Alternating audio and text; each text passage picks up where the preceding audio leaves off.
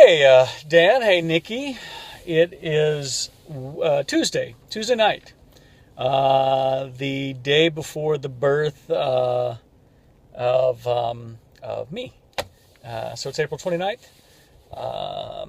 and I am sitting out in front of the high school waiting for Marshall. So I thought I'd make a video. It's been a while, and I've got lots of video. I've got video backlogged all the way back to when Preston was cross-country skiing. Which, strangely, given this weather, it doesn't seem that long ago, given the fact that it did snow today. So anyway, I just thought I would talk to you guys. I don't think I have that much battery left, but I thought I would talk to you about the play that I'm in coming up. Nikki, I know I've told you just a little bit about it. Dan, I think I've told you some about it. But I want to tell you more about it. The play is called The Weight of My Heart. It is written by a man named Lee Gundersheimer, and Lee is the managing director for the Great River Shakespeare Festival. I'm sorry I keep looking away. I don't know if the old cop in me or something or what, but I just can't sit in a car without looking around, you know what I'm saying? So anyway, my apologies. I'll try to focus on you, though. Lee wrote this play about 20 years ago when he was living in New York. He's from New York.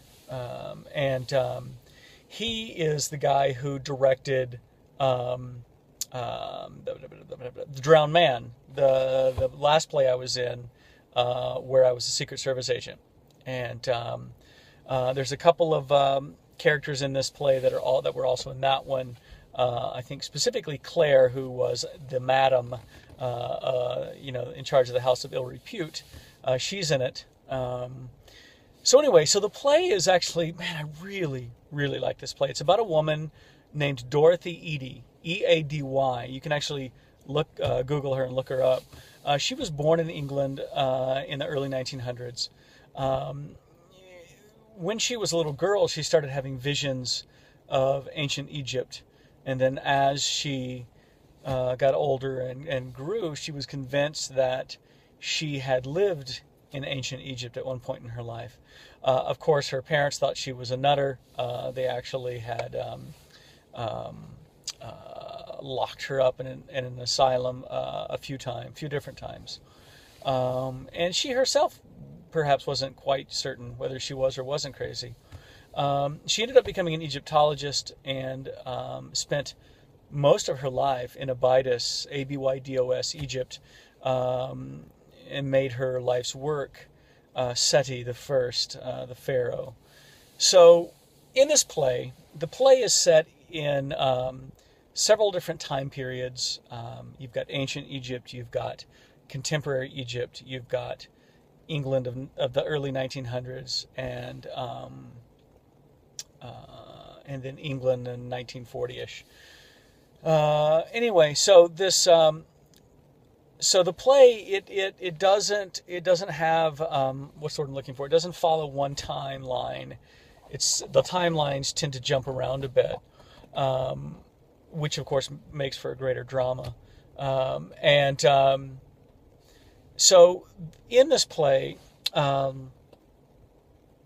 gosh, how do I even begin? The way Lee wrote it, Dorothy Eady he actually gives a name to her character, and you get to see her interacting in ancient Egypt. In fact, in ancient Egypt, her name was Bentrishite, and she was a virgin priestess of Isis. And then Seti the First, that pharaoh, the lord, the king, Seti, ends up developing a relationship with her. And now, granted, you could say that, well, she's a virgin goddess, she's 16, and Seti's 45, and really what more is there to the story? But, I think really Lee really tries to, make the story more important, maybe more universal than that, in that, Seti was born to be a king. He was raised to be a king. His father was king before him, and his son will be king after him. And that that oppression, that oppressiveness of being king and of being raised to be king was very great on him. And he talks about his very mixed relationship with his own father, and the fact that he has wives given to him so that he can produce an heir in service to the kingdom. So he meets Bentrashite, who started out humbly as a vegetable, like a costermonger's daughter, and they, of course, end up falling in love. And one of the scenes is where Seti is saying, I feel so light and good when I'm with you, and clearly it's a respite from ruling, and I'm running out of battery, damn it. And so Bentrashite ends up becoming pregnant, and of course that doesn't really do for a virgin priestess of Isis to be pregnant.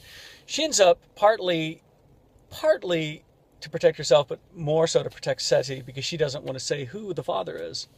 She throws herself off of a high wall and kills herself. So the title, "The Weight of My Heart," refers to the Egyptian myth of Anubis taking your heart and putting it on the scale at your death, and the goddess of truth and honesty, Ma'at, takes a feather and puts it on the other side of the scale. And if your heart's lighter than the feather, you get to go on to the afterworld. And if it's not, if you have a fat heart, then there's a couple of things. One, either the devourer of shades comes and eats you, and that's it, or you end up becoming an Ak, AKH, and you have to roam the earth as a spirit, helping living people with the weight of their own heart and with their own struggles. So what you have is Seti ends up becoming an Ak and ends up coming back and appears to Dorothy at 3 specific periods in her life in the play, at times when she's really struggling, when she thinks she's crazy, when she wants to kill herself, and to help her along. Of course, in the end, that what's going to happen is, she ends up dying as a very old woman, and they end up being reunited in the afterworld. So it's actually a great love story. It's really well written, and I really like it. I'm Seti the first, and Terry, who is a fellow swimmer and master swim. She's also the local belly dance instructor, is Bentrashite. So it's really funny. We had to actually sit down and talk. It's like, okay, we've got a lot of kissing scenes here, so let's get over this and let's just do it. She can practice with John at home. I can practice with Beth at home when we're running through our script. But we have to make it seem. We have to give it some verisimilitude without actually, really getting into it. But, like any staged kissing, it becomes rather technical because you're too busy thinking about your script and thinking about your lines and thinking about your blocking. But, there's one scene in particular where, I'm essentially sitting there with my head on her bosom, and I wake up and it's like, oh my God, is this duat? Is this heaven? And are you the goddess of such eyes? Blah, blah, blah, blah. Anyway, and so it's a very sweet play, and I really enjoy it.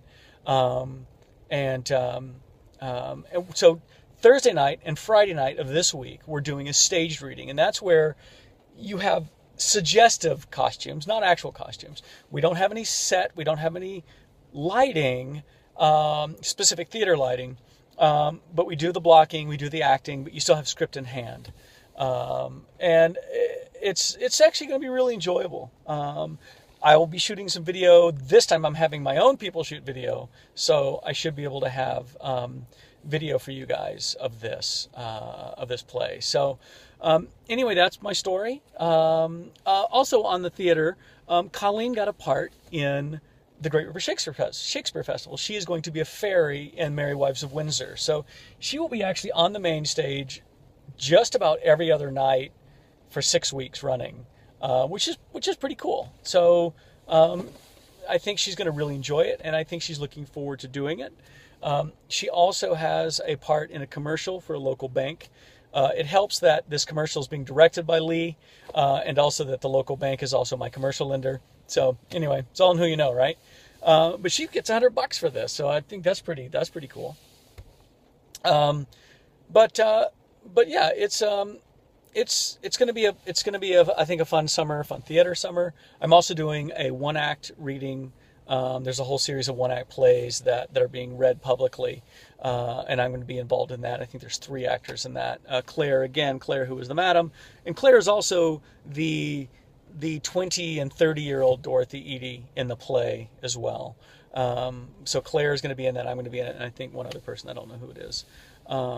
So anyway, I've got lots of I think I've got lots of responses to video that I owe you guys, of things that you've been doing. Dan, your hiking and your camping trip. Nikki, what was your last video? Was that the one in the car? I think it was. And I can't specifically remember the subject matter, but obviously I need to go back, watch it, and respond, because I know that I had some things I wanted to talk about. So I hope both of you are well. That is my story, and I am sticking to it.